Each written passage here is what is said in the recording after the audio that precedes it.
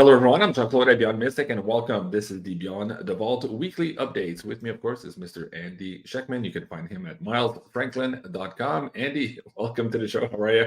JC, always good to see you, brother. Thanks for having me back. I look forward to these conversations very, very much, and today is no exception. So good to be here.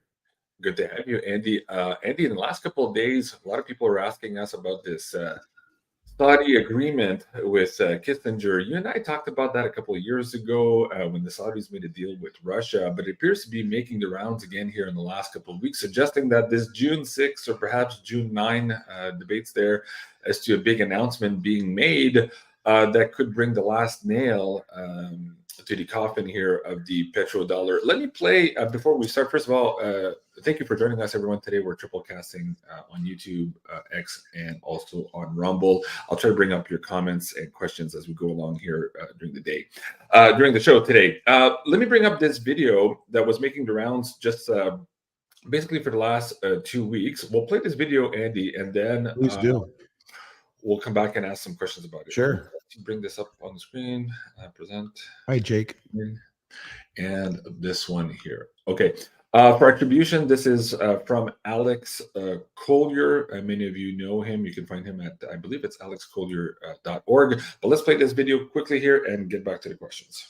I know you're super busy with everything that you're doing in your life, but I have a piece of intel I wanted to share with you because I know you have a great reach of people, and being the legend that you are, you can get this information out there.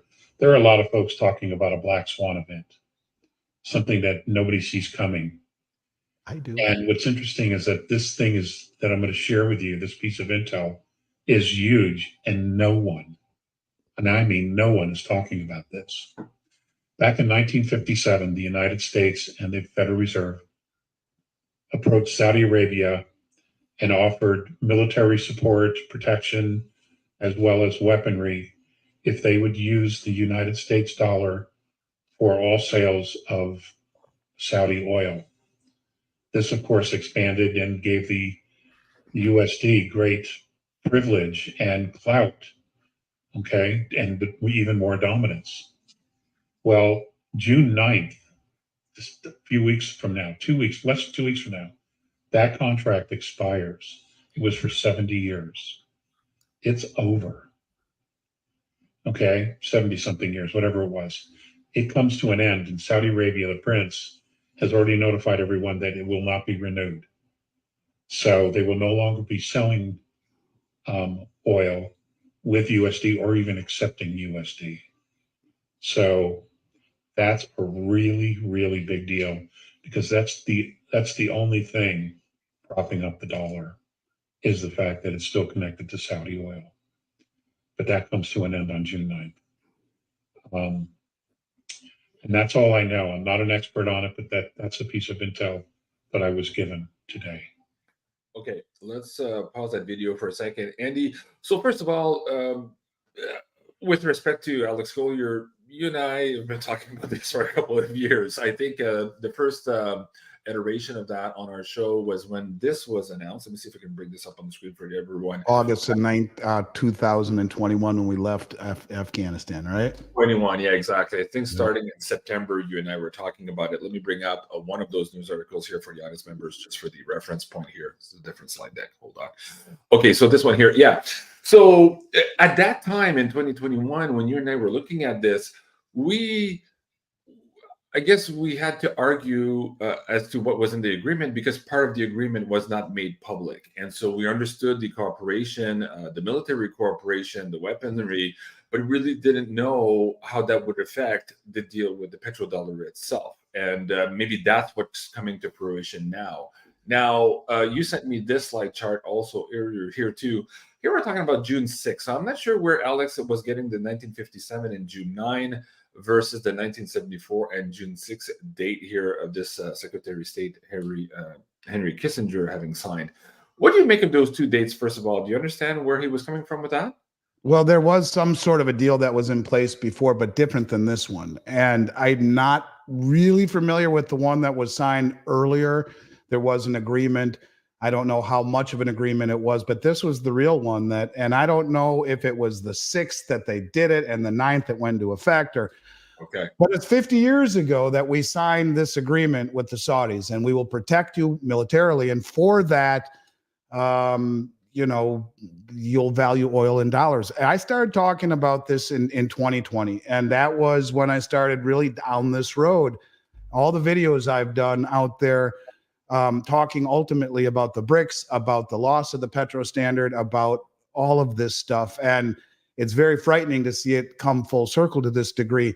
I'll say this. Can you, before you go too far, for the people who are just watching this now, talk about this agreement and what it did in effect? Yes, it created the petrodollar as we were moving off of the gold standard at the time. Here we're looking at 1971 and the aftermath of that, and France kind of calling our bluff here on, the United States creating more dollars than they had gold in the vault. But this created artificial demand for the dollar. Explain why that's important and why reneging on that agreement could spell a big disaster here, maybe as soon as in a couple of days from now. Right. The reason the dollar has such a level of demand, it's synthetic demand. It's demand because people were forced to stockpile dollars, countries were, in order to purchase energy. And most, as a result of it being the world reserve currency, because of its petrodollar status, all of these transactions settle in dollars in all sorts of commodities and all sorts of things that go on around the world. They settle in dollars. And the synthetic demand that was created was extraordinary.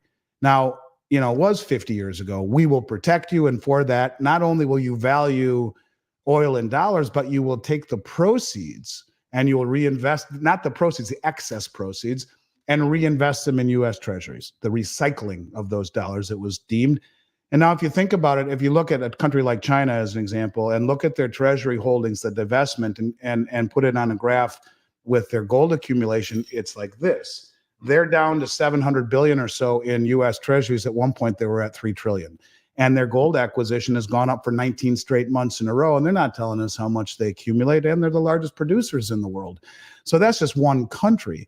But in essence, because we've shown that we will not only sanction, but we'll confiscate, steal your treasuries if we're not aligned ideologically, and we will use them to fund the foe that you're in a war against. The rest of the world has said, I'm out. I don't want to hold treasuries anymore because they can be weaponized and taken from me. If you look at gold, it has outperformed the treasury market handily for 25 years, dramatically, and it has no counterparty liability, no counterparty risk. So when you talk about how big of a deal this truly is, I'll tell you that the Crown Prince of Saudi Arabia came out late last year and said something very ominous. And if you listen to the words, it becomes more ominous. And that is, America or China was our most important trading partner for oil in 2023 and will be for the next 50. Were those words chosen carefully?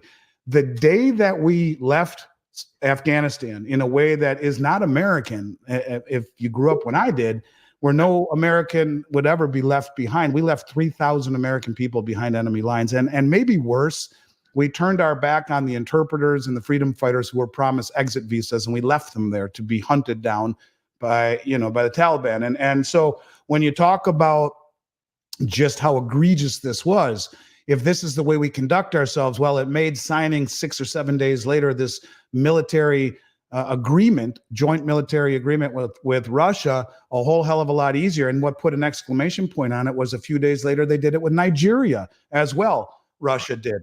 2 OPEC countries. So when you talk about how big it is, it was our protection for 50 years of the Saudi kingdom that has given us the dollar hegemony. The fact that they're now being protected by another member of BRICS, a nuclear arsenal, a member of BRICS, is huge. And the fact that we signed an executive order to go green is huge. And all of this stuff that's happening, look at the treasury holdings. They got decimated over a year and a half because we raised rates 500 basis points in a very short period of time. Look at the inflation we're creating, where we're creating $1 trillion in debt every 100 days. Why would anyone want to hold any treasuries of duration? And why would anyone want to hold any dollars? Trade something as valuable as oil for dollars that are being inflated away. Treasuries that are volatile as hell for the first time in 45 years, more volatile than the price of gold, and can be taken from you if we don't align ideologically with you.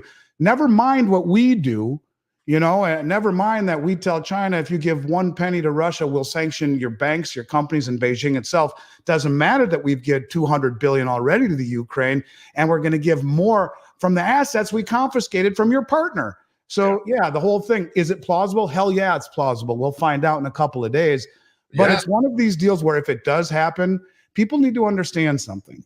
All of the assets that make you feel rich, stocks, bonds, real estate, are inversely correlated to a massive spike in interest rates. And as are the banks, which are zero capitalized and massively leveraged, as are the insurance companies that are loaded with treasuries. This is something that if it did happen, is this that all at once moment that I've been talking about, the little by little, then all at once? Don't know. Don't know. Maybe they say, well, we're not just going to take other things. We'll still take dollars, but other things too. That would still be the same thing. That would be like the movie theater saying, you're now allowed to bring in whatever soda and popcorn and candy you want into the movie theater. How do you think their vending sales would be, or their sales of popcorn and stuff? It would go to zero because there's other alternatives, probably less money, more attractive. All of these countries that have had to hold dollars forever will have an incentive to dump them rapidly, and that massive dumping of dollars creates hyperinflation. The byproduct of that is spiked interest rates. That's the moment where things get religious and things get very real. Could that happen? Sure, it could. Is it gonna? I don't know. I've been saying it for 3 years. Yeah. I hope I'm wrong. Hope you're wrong. I hope we're wrong, but it's a possibility. Yeah. Well, the rumors are that this announcement could be made here in the next couple of days. That's what we're looking into. It's kind of plausible when we look at the steps that have been put in place in the last number of years since 2021, when this Russia made this agreement with the Saudis. I need to get into the BRICS also in a moment. This is the bank's unrealized losses here at $517 billion in Q1. When you talk about the stress here of holding treasuries, not been good for them here in the last couple of months, that's for sure. I just have breaking news here too. The Bank of Canada just lowered for the first time the key interest rates here in the last 4 years. I think they're down a quarter of a basis point. Yeah, a quarter of a percentage here.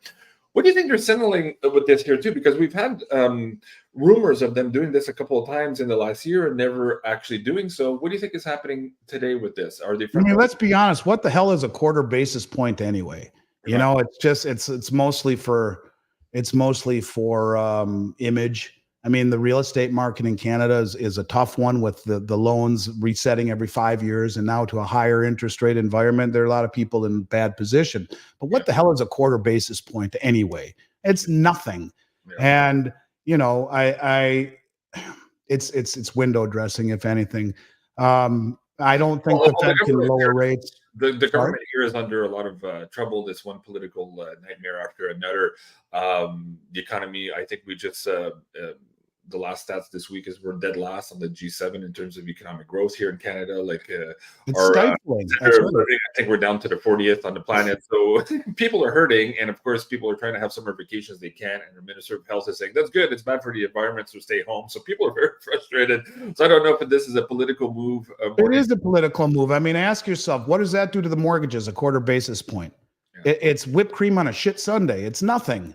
It's nothing. And if they really wanted to help the Canadian people in lower rates, then they would have lowered them 200 basis points and not, 25 basis points. So it's a situation where, I don't know as well the economic situation in Canada, but when you have as much debt accumulation as you have, at least in terms of the United States, and you're reliant upon foreign investors to buy your treasuries, you lower rates, you're just killing the incentive as it is. Who the hell would own any duration of U.S. treasuries? And that's why you have to keep rates elevated. Yeah. And maybe it's because the world is dumping treasuries that is keeping those rates elevated as well. But what Canada just did to me is a whole lot of nothing. Okay. So two things. We played that video here with respect to this agreement between the Saudis and Russia. And now there are also a couple of investigator truthers in the last week or so on YouTube. I saw an interview I sent you a couple of days ago suggesting that maybe on or about June 6th also, the BRICS somehow would start cutting off some banks from their system. Have you heard those rumors? Does that no. Make sense in a no. And I'll be honest with you. I think that whenever anyone goes out on a limb and says a date, it only diminishes their credibility 99% of the times. And if you hit it, yeah,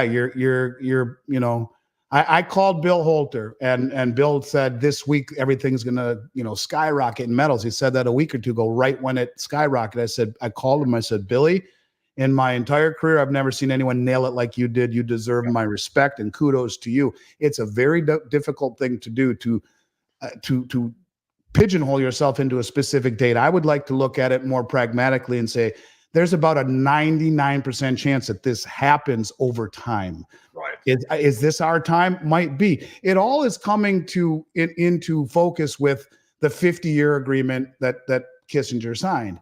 And it would make sense. John Little from the Pickaxe Substack, smart dude. He's the one who's really talked a lot about the military-industrial complex's role on silver. He's running with this.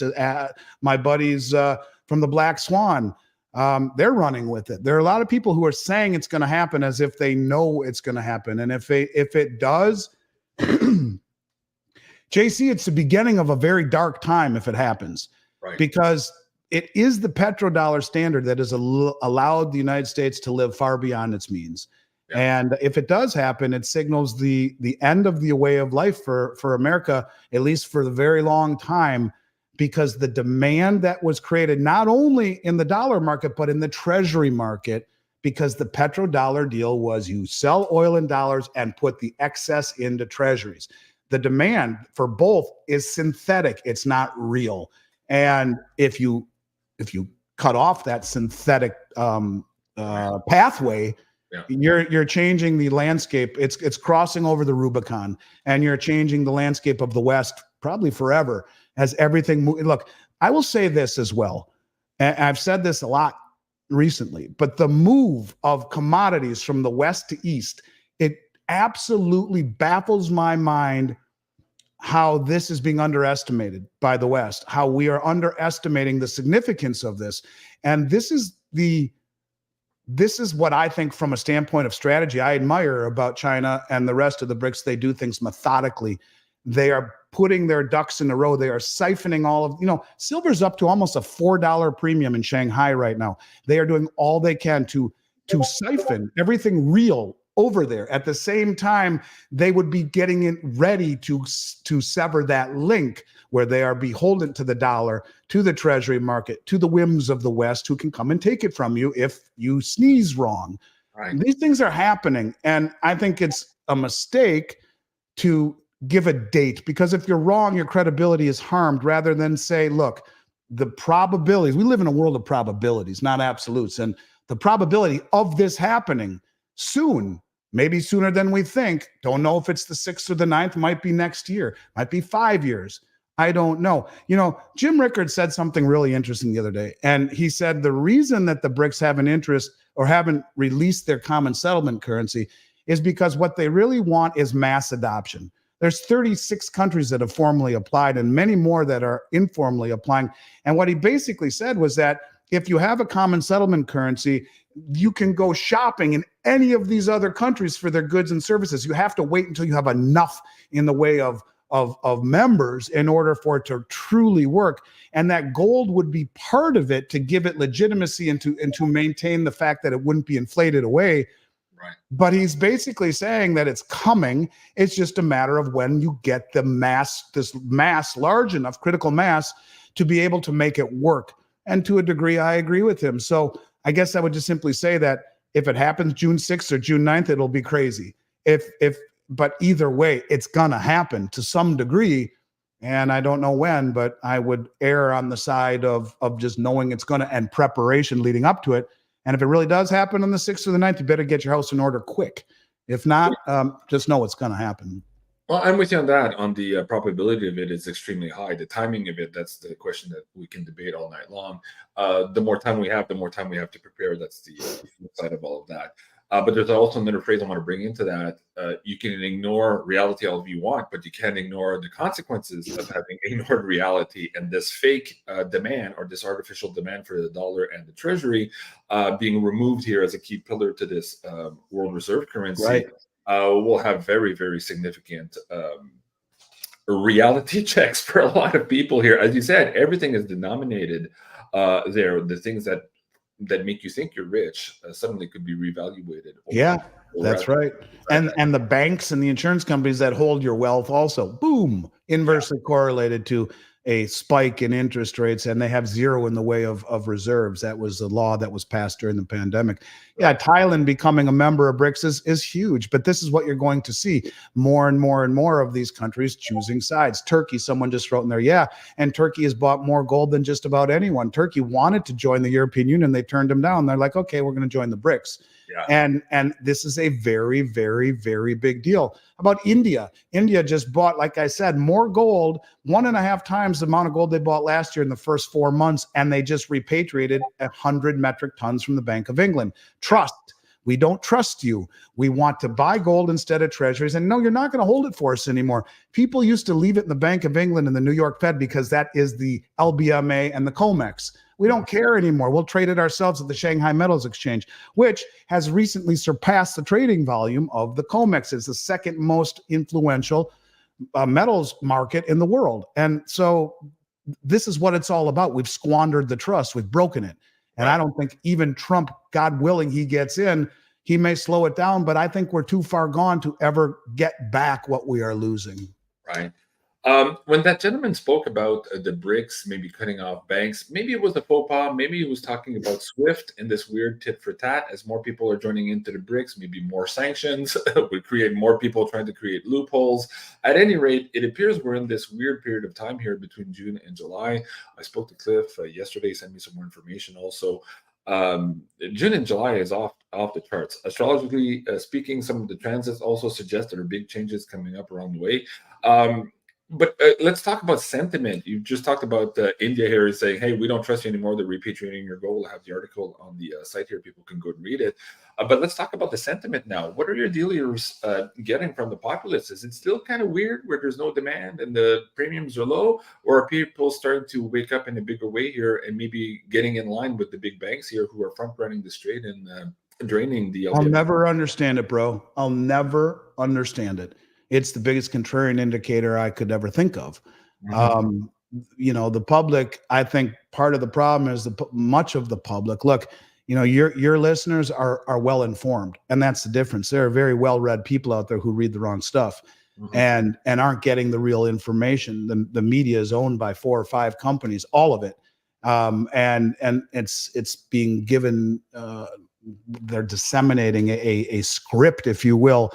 People don't understand it. You have the central banks, which are not just the wealthiest, the most well-informed traders in the world, well-informed, and they know the plan. I mean, the BIS is telling them where this is all going. Why do you think they're all buying gold? Why do you think they were buying it and repatriating it in 2017 and 18 before the BIS reclassified gold tier 1? And now they're all buying it and repatriating it again. It will be part of a new system. And yet the American people have become indoctrinated with this ideology of instant gratification is not fast enough. I want to make, I want my Bitcoin to go to 70,000 just like that. And I want NVIDIA to go up 3,000% just like that. And that's how everything should be. But that's not how everything should be. That's not how everything is. And if you made 6 or 7% in all years gone by per year compounding, you are a rock star. And when you talk about assets that move in this direction, I would argue a large part of the demand came from people entering this market during silver squeeze for the wrong reasons, wanted to get rich. And that's not how it works. And they became disenfranchised when the price didn't perform the way they did. And the counterintuitive action of the commercial banks, they're damn good.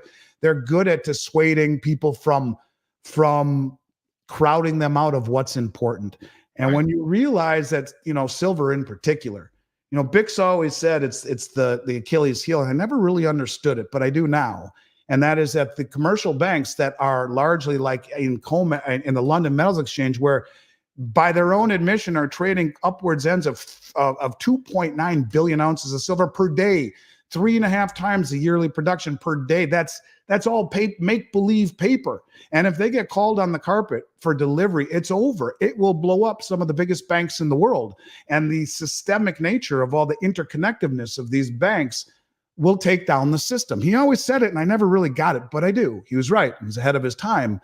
And so, look, I think that the people in this country are largely asleep. 0.5% allocation of gold and silver across the entire financial matrix in North America is stupid.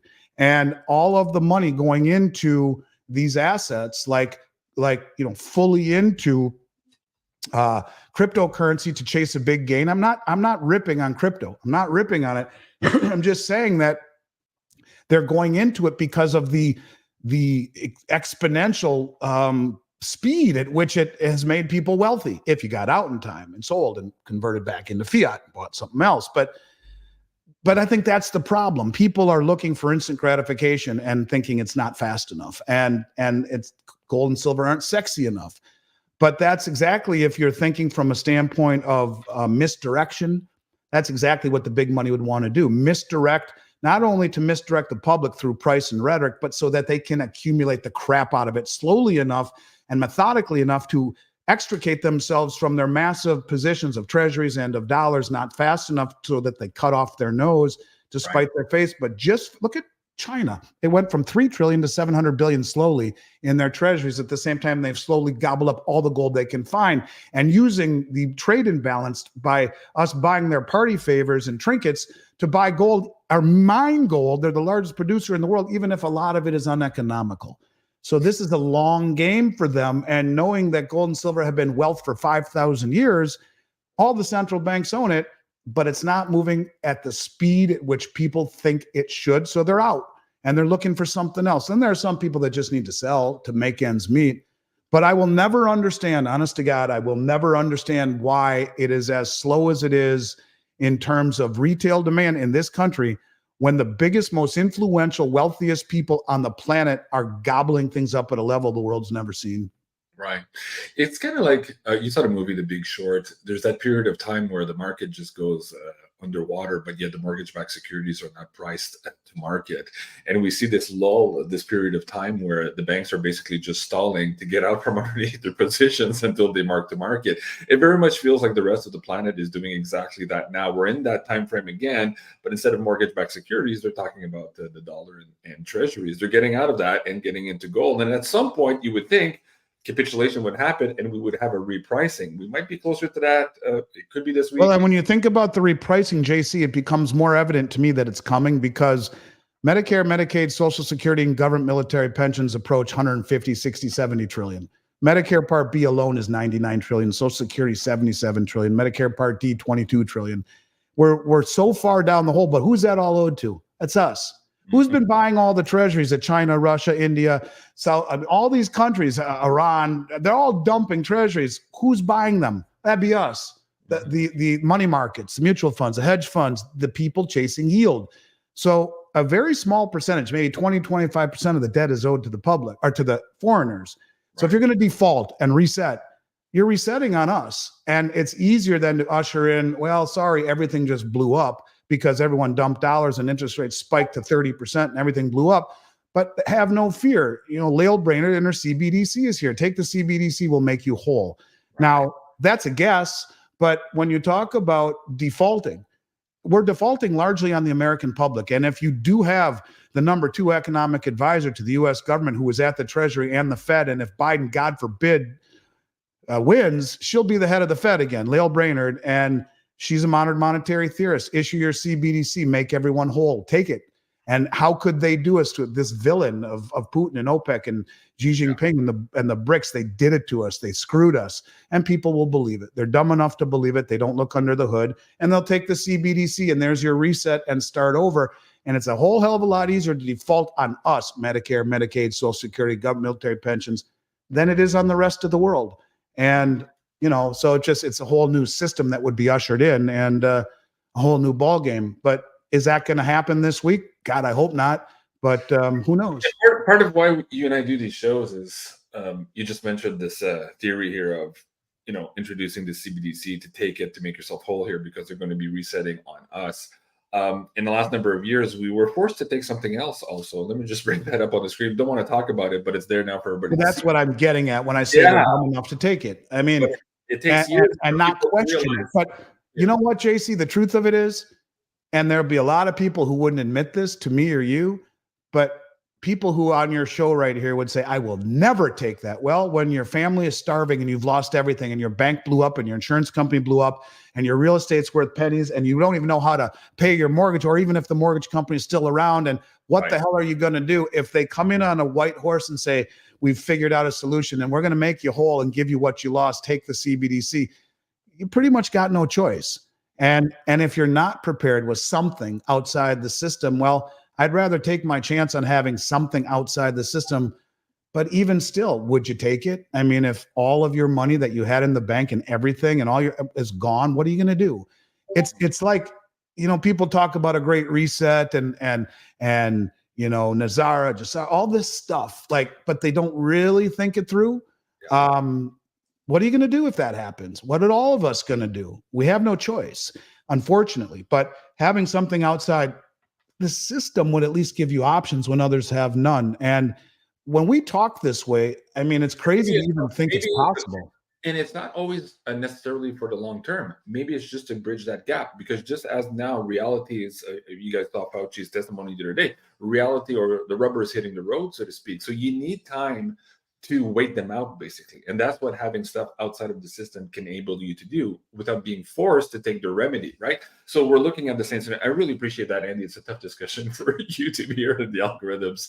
And just the other day, too, the FBI just admitted that the Hunter Biden laptop was real. I'm like, hey, I got a YouTube channel deleted for that 3 years ago. Back then, you couldn't even say his name. I'd go on people's shows that like, don't mention the president's son's name. Don't say any of this. I know. It's crazy, dude. And that's the thing, is that, you know, we're being lied to.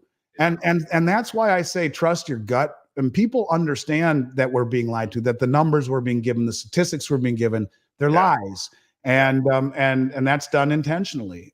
Just like when I started in this industry, they used to publish something called M3, the broadest measure of the money supply, tell you how much money was being injected. Well, that's an archaic thing no one watches anymore. They got rid of it. It's like it's changing the CPI, where they just took coffee out as of April because it's up 85%. Too expensive. Let's substitute it with tea. We're being lied to. And this is one of these deals where you just have to ask yourself, put the pieces together and say, could this really happen? And that's what people are saying about this June 6th, June 9th. Could it happen? If it does, you better be ready. And if it doesn't, let this be a wake-up call for you that you're running out of time and you want to be subservient to a system resetting and have no options, then don't. But to me, having some options and getting your ducks in order, probably a good thing. Hey guys, if you want to have a few options, you can go to beyondmystic.net/silver. Andy, do you still have those pre-65 dimes and quarters available? What's it called? We do. And they're fantastic. Bill Holter will tell you it's the best thing to buy. And we also have some other stuff this week. I should have sent that to you. No problem. We have, give me 10 seconds. I'm so sorry.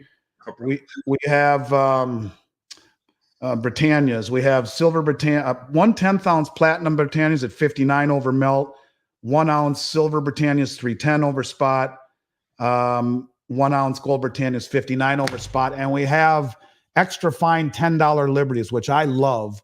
The old pre-33 at $49 over melt. They're just under a half ounce. They're amazing.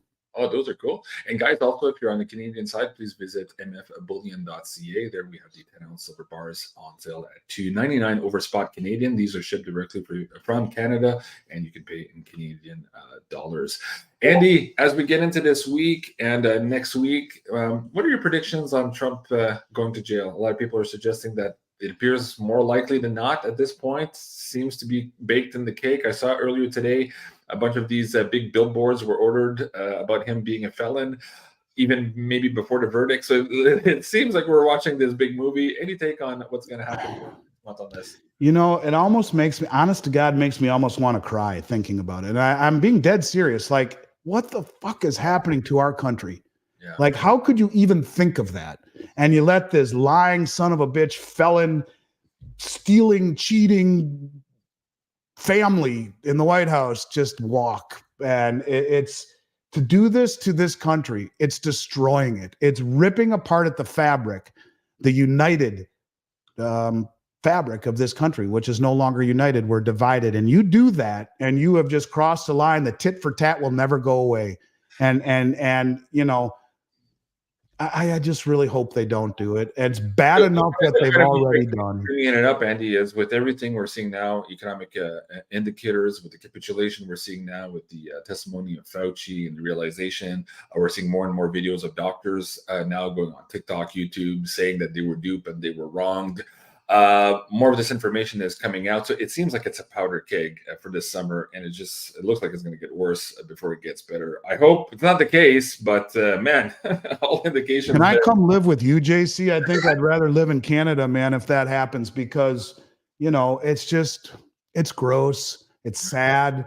We have our own problems here. This is what I was referring to earlier. Dead last in economic growth per person here in the G7. Canada has fallen all the way down here with this government in place. So not much better. Quarter basis point, 25 basis point drop in rates. That's going to flip it all the way. We're just Andy, thank you so much for being on. JC, I love you. I love your audience. I love being here. You get it, and you get it in a way that very few people I've ever met get it. And it's a true honor and privilege to be on your show. I mean that, and I appreciate you having me, and I take it very seriously. And I look forward to doing it with you. It's going to get nuts over the next few weeks and months. So I think it'll be more and more important. Next week, are you back to the Thursday slot, or are we still on Wednesday? Still a couple more weeks. We're almost there. Okay.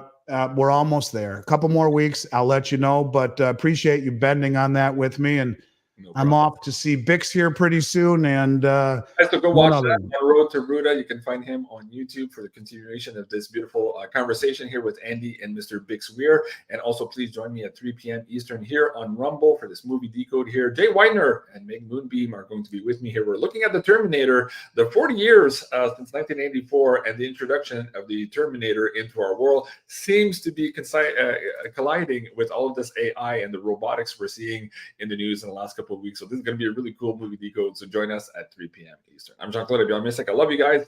Have a great day, and we'll see you soon. Bye, guys. Bye.